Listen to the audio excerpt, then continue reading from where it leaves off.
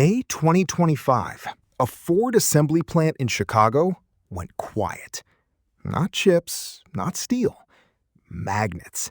Small, dark, about the size of a coin. The kind sitting in a wiper motor, a seat adjuster, the brakes, the fuel injectors. A supplier couldn't get them. The line stopped. The diagnosis came fast, and almost everyone agreed on it. Geography. The metals are in China, so the West needs to dig its own. So it started digging. Australia, the United States, Brazil, Tanzania, Laos. A year later, the dependence hadn't dropped. It had tightened. Here's the question worth holding on to for the next 10 minutes. How do you open new mines all over the world and not move the number by a single %? The answer isn't in the ground. It's in what happens to the rock the next day. There are 17 of them: neodymium, praseodymium, dysprosium, terbium, and 13 more neighbors on the table. The problem is that chemically, they're nearly identical. They don't come out of the ground separately. They come out as one lump, all of them at once, mixed together. To pull a single element out of that mix, you need solvent extraction. An acidic solution is mixed with a kerosene-based organic liquid, and the element moves into one layer slightly more willingly than into the other. Slightly. The difference is so small that one pass has to be repeated dozens of times, and for the heavy elements, hundreds of times in a row, continuously, for weeks, in huge banks of mixers. One bad stage ruins the batch. That isn't mining. That's industrial chemistry, where the value comes from 30 years of a tuned process and the people who know how to run it, not from the deposit. There's a second advantage, less visible. The Chinese deposits in Jiangxi province are ionic clays. The rock can be processed in a comparatively simple way by running a solution through the pile. Almost everything found outside China is hard rock, lower grade, harder mineralogy. It has to be crushed, heated, leached, more energy, more chemistry, more money for the same kilogram at the end. China spent decades investing in that difficulty. The West walked away from it. What follows are numbers from the International Energy Agency, and they break down exactly by stage. Mining of magnet rare earths, about 60% is China. Processing, above 90. Finished permanent magnets, nearly 95.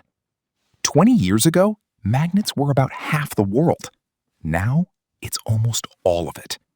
The mine is the only line where the West still competes. Everything after it no longer belongs to them. If that sounds abstract, there's one document that closes the argument. In California, in the desert near the Nevada border, sits Mountain Pass, the only operating rare earth mine in the United States. It gets called America's answer to China. Open its annual report to the U.S. securities regulator. It says so in plain text.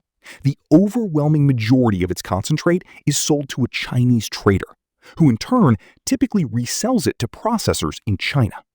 So American ore traveled to China to become something useful and came back as a finished part. For years. The shipments only stopped in April 2025. Not because an alternative got built, but because tariffs made the trip unprofitable. That's what our own mine looks like when you don't own the next step. This is usually where someone says, the projects are under construction. Give it time. The agency ran that too. It took everything already operating outside China, plus everything announced, and looked at where that lands by 2035.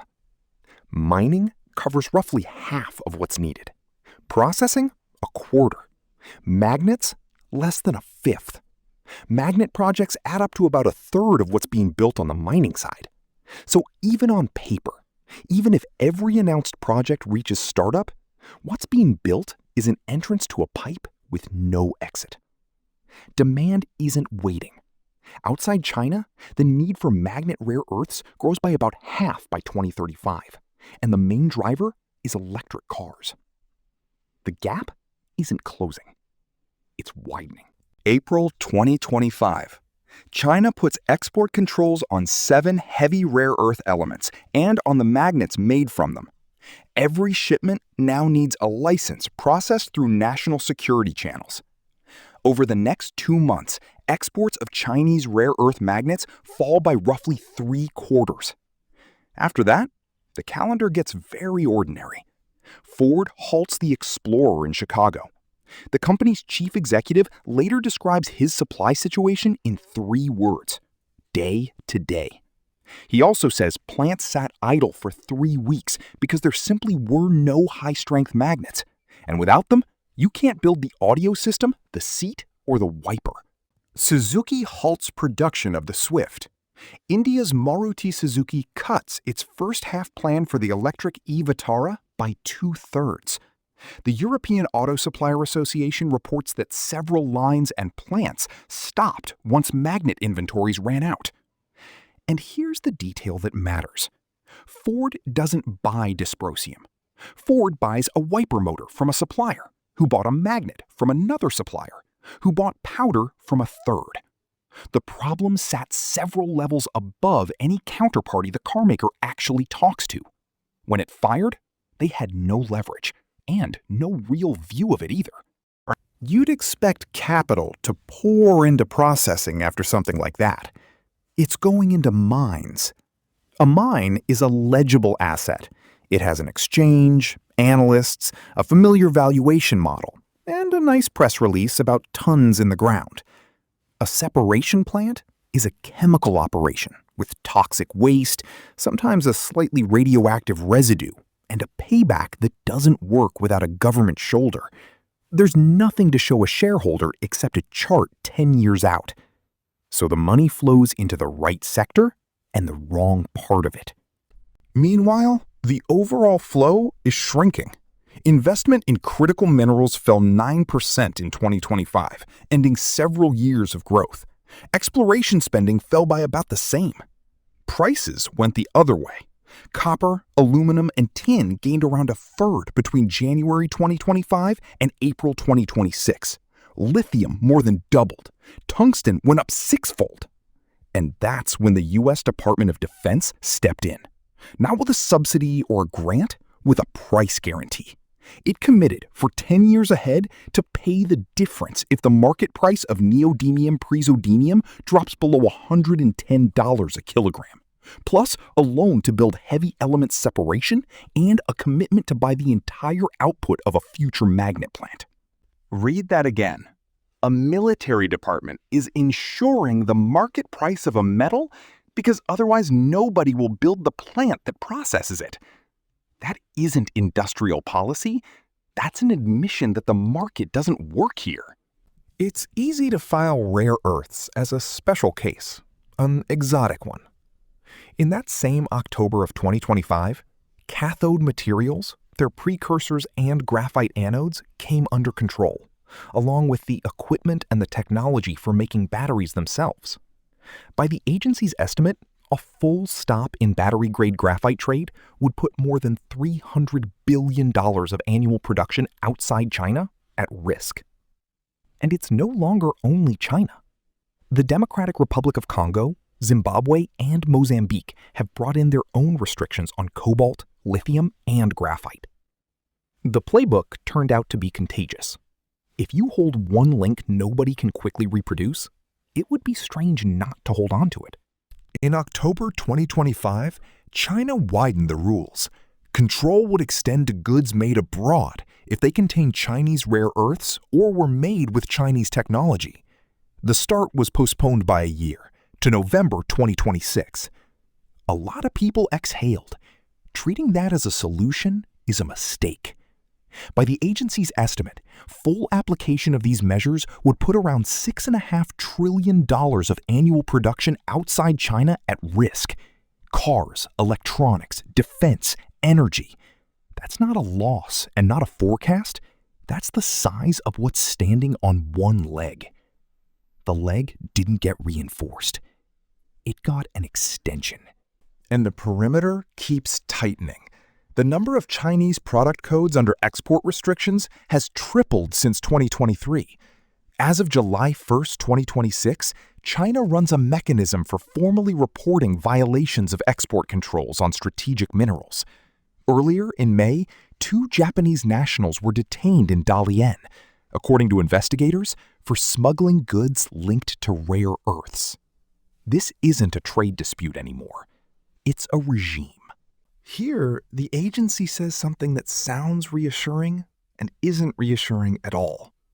Minerals are a small share of the price of a finished product, so the extra cost of diversifying can mostly be absorbed, with little of it passed to the buyer. The harder hit lands on intermediate manufacturers, the ones making the parts and components. Translate that into the language of a dealer's parking lot. The bill doesn't arrive as a price tag.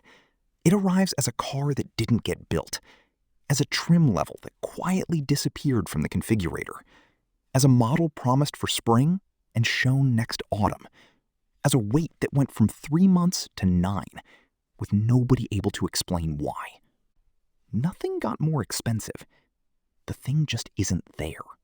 Right now, there's a delay until November 2026. That isn't a pause in the conflict. It's a timer. In the middle term, even a fully funded separation plant takes years to build. And outside China, the number of people who have run that kind of production at real scale is, by industry estimates, in the dozens. You can't buy people as fast as you can buy equipment.